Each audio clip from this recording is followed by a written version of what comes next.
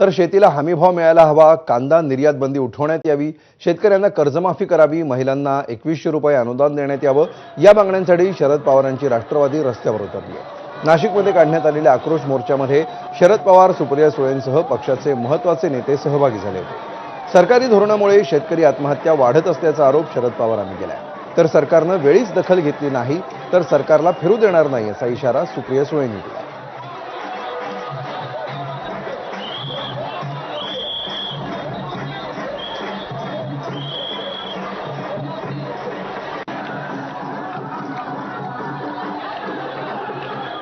देवा भावना माझी विनंती आहे, आजूबाजूला बघा हिंदुस्थानच्या काय घडतंय ते.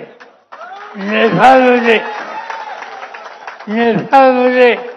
गेल्या 8 दिवसात काय घडले, राज्यकर्ते गेले, एक भगिनी आली, तिच्या हातात राज्य दिले गेले. आणखीन काय झालं मी त्याच्या खोलात जाऊ इच्छित नाही. शहाणपणा हा शिकण्याचं काम देवाभाऊ आणि त्यांच्या सहकारी करतील अशाच प्रकारची अपेक्षा आज या ठिकाणी करतो. सरकार सत्ता हातात नसून दुर्लक्ष करत असेल तर बघ्याची भूमिका आम्हाला घेता येणार नाही.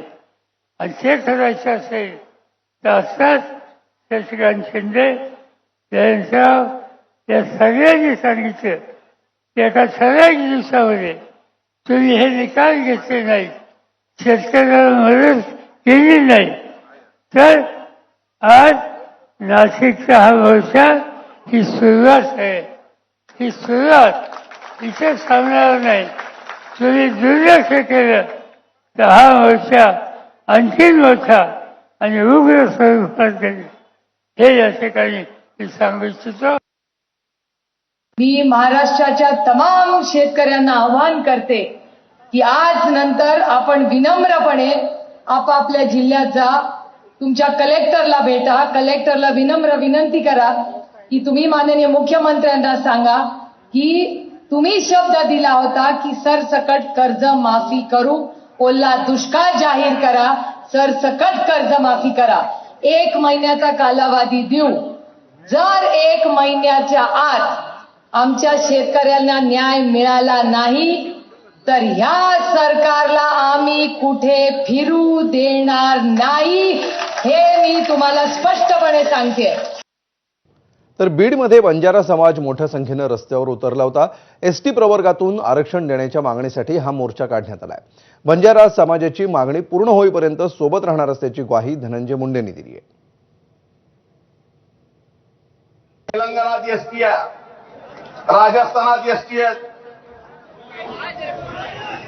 कालकुटे साहेब आम्ही सुद्धा एसटीच आहे तिकडं. महाराष्ट्र सरकार सुद्धा या बाबतीत विचार करेल आणि हा विचार करायला मी या ठिकाणी नक्कीच आपल्या सर्वांच्या सोबत आहे. हा माझा व्यक्तिगत लढा.